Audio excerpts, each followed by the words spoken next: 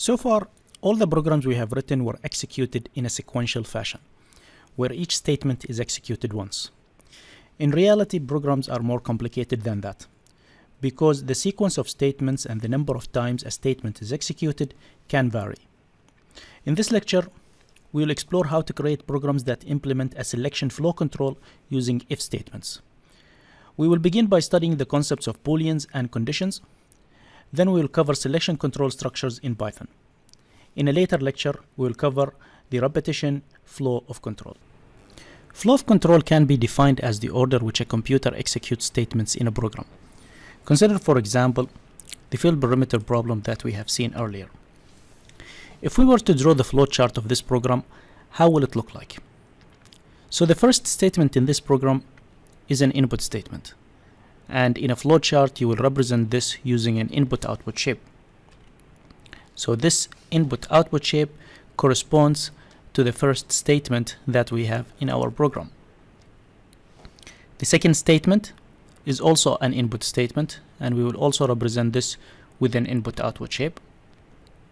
The third statement is a computation, where you compute the perimeter value, and we represent that using a process shape. And the last statement is a print statement, which displays the value of the perimeter, and we also represent this using an input-output shape. One thing you realize about this program is that each statement is executed only once. Also, the statements form one single path from the top to the bottom.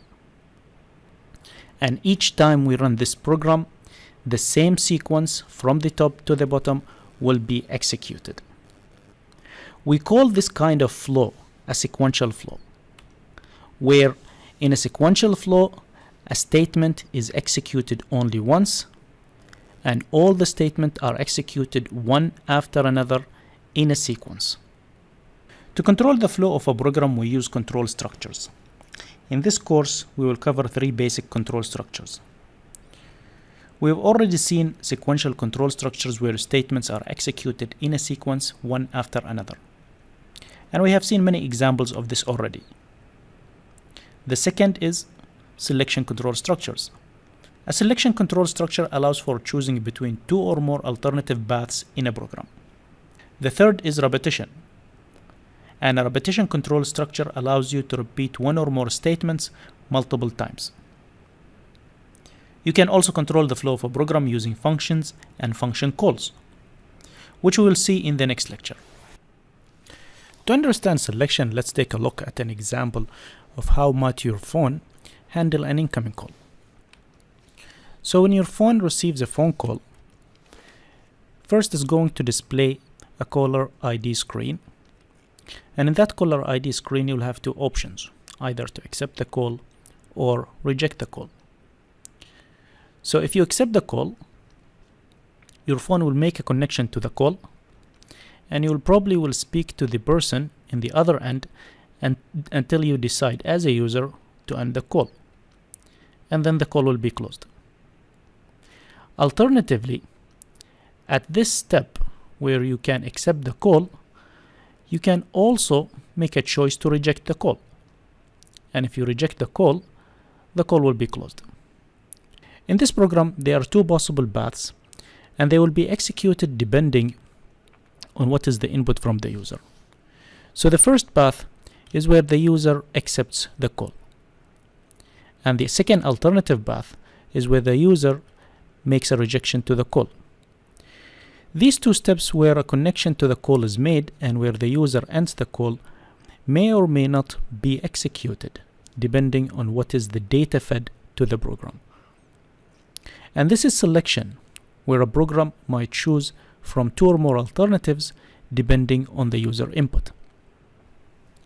So as we said, repetition is about repeating one or more statements multiple times in a program. And to understand repetition, we'll take a look at an example of what might a grade processing system will do in order to generate student transcripts. When you initiate the grading process, the first thing that the system will do, it will check whether there are any student records to be processed or not. And if there are some records to be processed, the first thing it will do, it will get or it will fetch the ID for the next student to be processed. And then it will compute the GPA for that student. And then it will save the calculations so it can be printed in a transcript. And then it will go back and it will check again. Is there, more students or more records to be processed? And it will do the same process again. It will get the student ID, it will do a computation for that new student, and it will save the GPA for that new ID. And it will keep doing that until it runs out of records to be processed. And if there are no records to be processed, it will finish. So in this program, those three steps, getting student ID, computing the GPA, and saving the GPA for that selected ID, will be executed multiple times depending on how many records you have to process.